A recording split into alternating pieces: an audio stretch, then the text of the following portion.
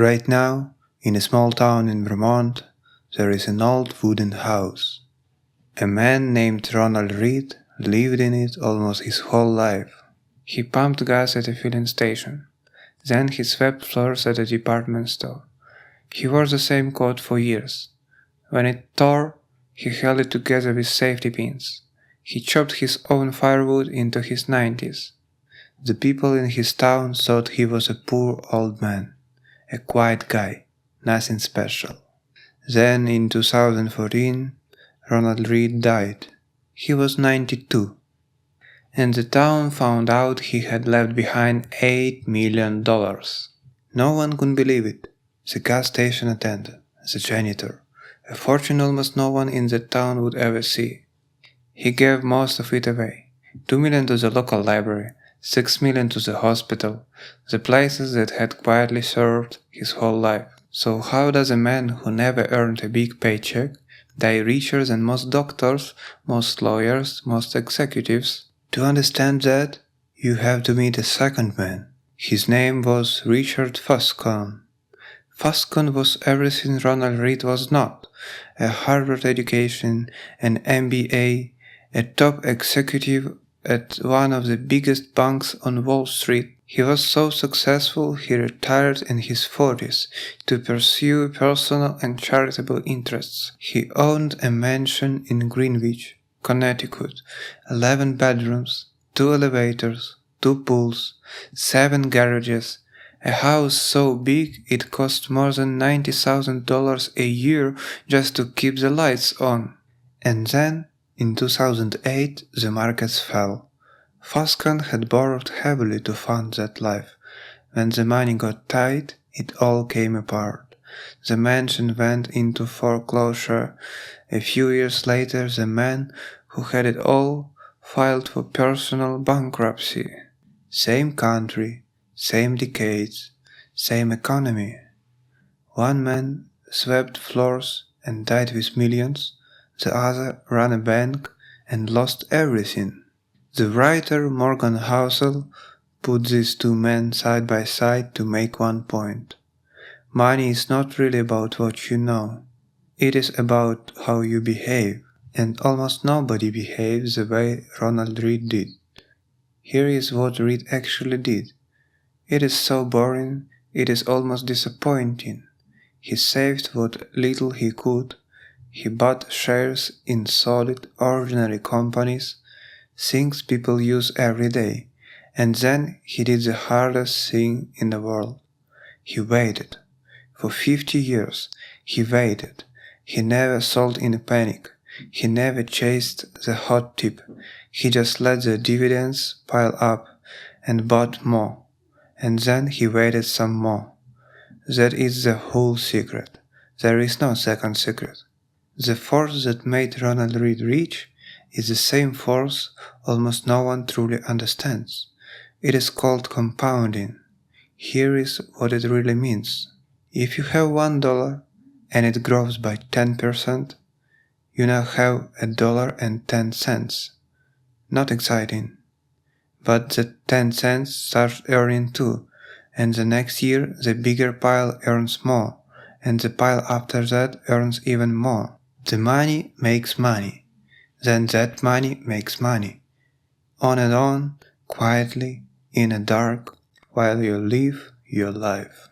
Slow at first, almost invisible, and then near the end it explodes. Look at the most famous investor alive, Warren Buffett. He is worth tens of billions of dollars. But here's the part that gets left out. He started investing as a child. By the time he was 30, he was already a millionaire. And yet, the overwhelming majority of his fortune came after his 60th birthday. Not because he suddenly got smarter. He got older. His real skill was not picking stocks. It was staying invested for 80 years, without stopping. If Buffett had started in his 30s and retired in his 60s like a normal person, almost no one would know his name. His secret weapon was time. So why doesn't everyone do this? Because the human brain was not built for it. For 300,000 years, your ancestors lived for today. Eat now, run now, survive the next hour. A reward 20 years from now meant nothing to a brain that might not survive the week. You inherited that brain. It is sitting behind your eyes right now. It cannot feel compounding. It can only feel today. And so, we do the opposite of Ronald Read. We don't wait, we spend. And here is the strange part. A lot of what we buy, it's not really for us. It is for an audience. The bigger car, the newer phone, the watch, the label on a bag, most of it is a signal we send to strangers, a way of saying, I'm doing well, I matter, please look at me. We are still the hunter-gatherers, who needed the tribe to respect us or we would die alone. But now the tribe is the whole internet, and it is never ever impressed for long. So we spend money we don't have to look rich, to people we don't know to feel something that fades in a week. And every dollar that goes to looking rich is a dollar that will never be allowed to grow. This is the trap. The person who looks the wealthiest is very often the person building the least, because the money you can see on someone is money they no longer have. The car you can see, the clothes you can see, that wealth got spent. It is gone. Real wealth is the opposite. It is the money you don't see. The fortune Ronald Read built was invisible until the day he died. This is what wealth actually is. Not a thing you wear, a choice you keep making. And here is the question that really matters. What is all of it for? Not the cars, not the houses, not the number in the account. The honest answer is simple. The highest thing money can buy is control over your own time. The ability to wake up and say, today is mine, I decide what I do it with, and when. That is the real price. Not looking rich, being free. Remember the original wealthy people, the hunter-gatherers who owned almost nothing but controlled their entire day. We traded that away for paychecks and bills. Building wealth the slow way is how a modern person buys a piece of it back.